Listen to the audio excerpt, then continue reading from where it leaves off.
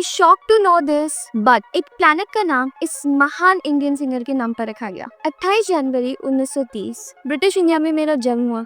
पर कहानी आसमान से नहीं जमीन से शुरू होती है। मेरे पिताजी पंडित मोतीराम और माँ कृष्णाबाई एक क्लासिकल सिंगर थे। मैं केवल 4 साल का था जब मेरे पिताजी रॉयल कोर्ट में सिंगर बनने के लिए चुने गए। पर जिंदगी का पहला राग तब टूटा जब वो हमें उसी दिन छोड़कर चले गए। उस दिन मैंने पहली बार सन्नाटे को सुना। पर सोचो, उस मुश्किल के वक्त भी संगीत ने मेरा साथ नहीं छोड़ा और मेरे बड़े भैया पंडित मनीराम मेरे गुरु बन गए। मेरे रियाज की सफलता शायद ये कहानी आपको बता दे। 22 साल की उम्र में मुझे नेपाल के राजा से 5000 सोने के सिक्के सम्मान स्वरूप प्राप्त हुए।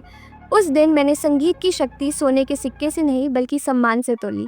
लोगों के बीच ऐसी अफवाह थी कि मेरी आवाज सुर का रूप ले आसमान तक जाती है और बुलावा लेकर जंगल तक। और मेरा ये मानना है कि इसके लिए मैं जिम्मेदार नहीं हूँ, पर संगीत जरूर है। मैंने ये कभी नहीं माना कि क्लासिकल म्यूजिक कुछ लोगों के लिए है। मेरे स्टूडेंट दुनिया भर में है, क्योंकि इंसान हो या प्रकृति, संगीत सबके लिए है।